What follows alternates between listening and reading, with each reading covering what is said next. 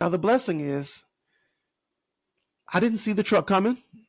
I don't remember hearing tires screech, lights.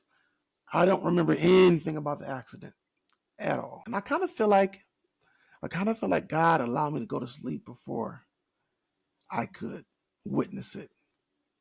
But my baby brother, on the other hand, was standing outside and he watched the entire thing happen. It's almost like a crash in a movie happening before your very eyes. And my prayer was really big for him because I couldn't imagine witnessing that.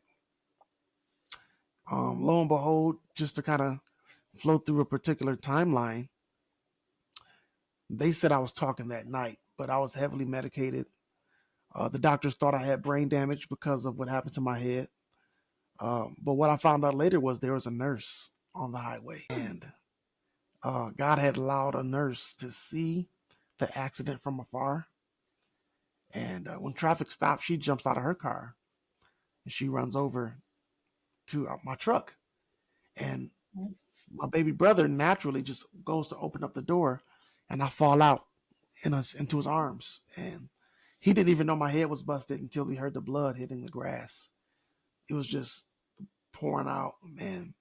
This nurse ran and she said, "No, we have to keep his head, closed. He has a big hit gash with his head."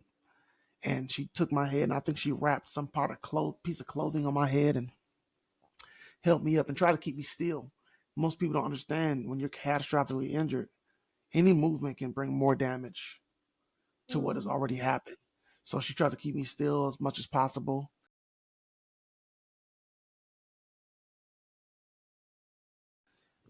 The ambulance came, and the way the highway was shut down, it looked like a casualty.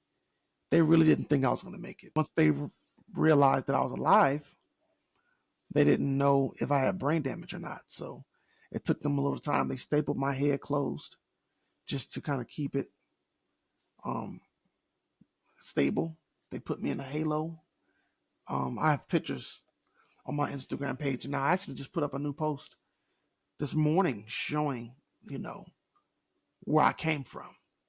And basically, the enemy wanted it to be my farewell, but the Lord turned it into my get well. There was nothing that the enemy could do to kill me. Just like in Job, he said, "You can take his body, but you can't take his life." And the enemy just knew that if he took my body, that it wouldn't just affect me. He expected it to affect my entire family, my entire community,